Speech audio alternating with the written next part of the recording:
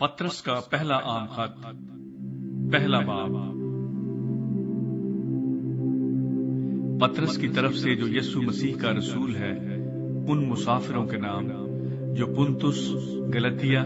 کپدوکیا، آسیا اور بتھنیا میں جا بجا رہتے ہیں،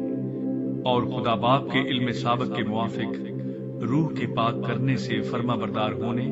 اور یسوع مسیح کا خون چھڑکے جانے کے لیے برگزیدہ ہوئے ہیں، فضل اور اطمینان تمہیں زیادہ حاصل ہوتا رہے۔ ایک زندہ امید۔ ہمارے خداوند یسوع مسیح کے خدا اور باپ کی حمد ہو، جس نے یسوع مسیح کے مردوں میں سے جی اٹھنے کے باعث اپنی بڑی رحمت سے ہمیں زندہ امید کے لیے نئے سرے سے پیدا کیا، تاکہ ایک غیر فانی اور بے داغ اور لازوال میراث کو حاصل کریں۔ وہ تمہارے واسطے جو خدا کی قدرت سے ایمان کے وسیلے سے اس نجات کے لیے جو آخری وقت میں ظاہر ہونے کو تیار ہے حفاظت کیے جاتے ہو، آسمان پر محفوظ ہے۔ اس کے سبب سے تم خوشی مناتے ہو، اگرچہ اب چند روز کے لیے ضرورت کی وجہ سے طرح طرح کی آزمائشوں کے سبب سے غم زدہ ہوگا، اور یہ اس لیے ہے کہ تمہارا آزمایا ہوا ایمان جو آگ سے آزمائے ہوئے فانی سونے سے بھی بہت ہی بیش قیمت ہے، یسوع مسیح کے ظہور کے وقت تعریف اور جلال اور عزت کا باعث ٹھہرے۔ اس سے تم بے دیکھے محبت رکھتے ہو،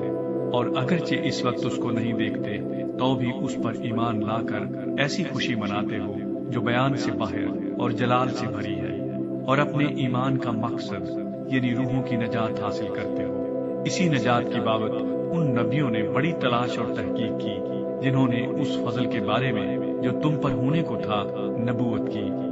انہوں نے اس بات کی تحقیق کی کہ مسیح کا روح جو ان میں تھا اور پیشتر سے مسیح کے دکھوں کی اور ان کے بعد کے جلال کی گواہی دیتا تھا، وہ کون سے اور کیسے وقت کی طرف اشارہ کرتا تھا۔ ان پر یہ ظاہر کیا گیا کہ وہ نہ اپنی بلکہ تمہاری خدمت کے لیے یہ باتیں کہا کرتے تھے، جن کی خبر اب تم کو ان کی معرفت ملی،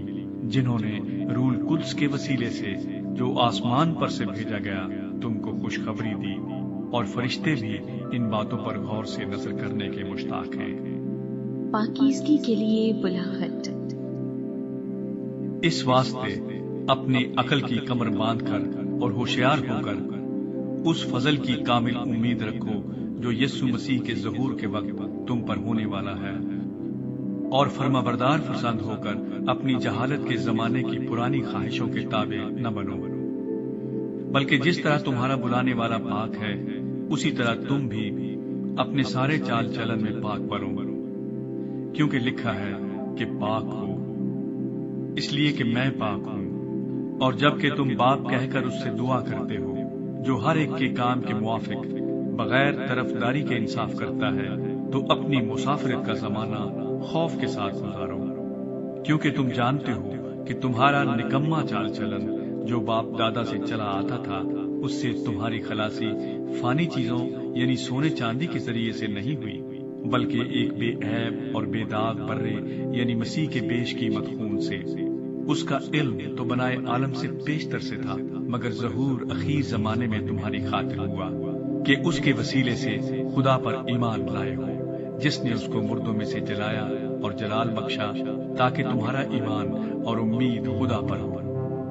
چونکہ تم نے حق کی تابعداری سے اپنے دلوں کو پاک کیا ہے، جس سے بھائیوں کی بے ریا محبت پیدا ہوئی، اس لیے دل و جان سے آپس میں بہت محبت رکھو، کیونکہ تم فانی تخم سے نہیں بلکہ غیر فانی سے، خدا کے کلام کے وسیلے سے جو زندہ اور قائم ہے، نئے سرے سے پیدا ہوئے ہو۔ چنانچہ ہر بشر گھاس کی مانند ہے، اور اس کی ساری شان و شوکت گھاس کے پھول کی مانند ہے۔ گھاس تو سوکھ جاتی ہے اور پھول گر جاتا ہے، لیکن خداوند کا کلام ابد تک قائم رہے گا۔ یہ وہی خوشخبری کا کلام ہے جو تمہیں سنایا گیا تھا۔